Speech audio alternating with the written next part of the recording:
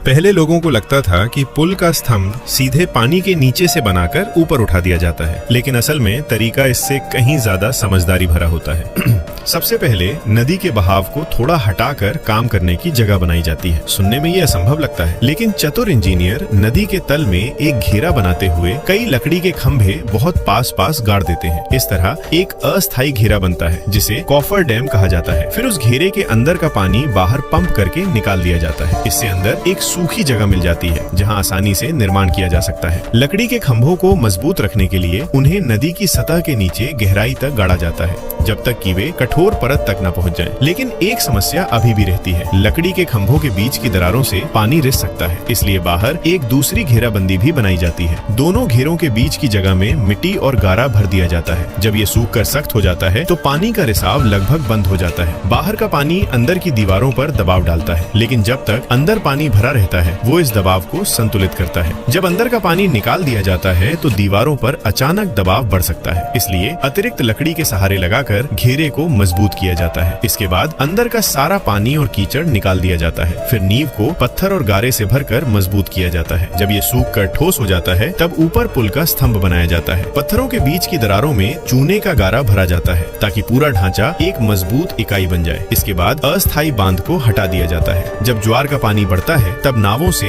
बड़े पत्थर के बीम पुल के स्तंभों के बीच लाए जाते हैं। जैसे ही पानी का स्तर नीचे आता है वे बीम धीरे धीरे सही जगह पर टिक जाते हैं। इस तकनीक को फ्लोटिंग बीम विधि कहा जाता है। फिर उन पत्थर के बीमों के ऊपर समतल पत्थरों से पुल का रास्ता बनाया जाता है। दोनों तरफ रेलिंग बनाई जाती है ताकि लोग गिर न जाएं। इसके बाद पुल के ऊपर एक लंबा छज्जेदार गलियारा बनाया जाता है जो पुल और यात्रियों को हवा और बारिश से बचाता है। इस तरह छत वाला पुल बनता है, लेकिन बहुत अधिक स्तंभ होने से नावों की आवाजाही में बाधा आती है, इसलिए एक नया तरीका अपनाया गया। लकड़ी के ढांचे पर ईंटों से एक बड़ा मेहराब बनाया गया जो नदी के दोनों किनारों को जोड़ता है। जब लकड़ी का सहारा हटाया जाता है तो ये मेहराब अपने ही ढांचे की मजबूती से खड़ा रहता है और ऊपर के पुल का भार संभालता है। लेकिन ज्वार के समय पुल के किनारे पानी के प्रवाह को रोक सकते हैं, इसलिए पानी निकालने के लिए कुछ अतिरिक्त मेहराबदार छेद भी बनाए जाते हैं। इस प्रकार एकल मेहराब वाला पुल विकसित हुआ जिससे नावों का आना जाना आसान हो गया। लेकिन जहाँ नदी बहुत चौड़ी होती है वहाँ एक ही मेहराब बनाना मुश्किल होता है। बहुत ऊंचा होगा तो चलना कठिन और बहुत नीचा होगा तो भार सहन नहीं कर पाएगा। इसलिए बुद्धिमान कारीगरों ने दोनों तरीकों को मिलाया, पुल के स्तंभों और मेहराबों को एक साथ बनाया। इससे पुल का फैलाव कम दिखता है, लेकिन उसकी भार सहने की क्षमता बहुत बढ़ जाती है। पुल के स्तंभों के आगे पानी की दिशा काटने के लिए नुकीले वाटर कट बनाए गए ताकि बहता पानी आसानी से दोनों तरफ निकल जाए और स्तंभों पर दबाव कम पड़े। अंत में पुल की रक्षा के लिए 2 पौराणिक जल रक्षक मूर्तियां भी बनाई गई। इस तरह आनशुन कॉरिडोर ब्रिज का निर्माण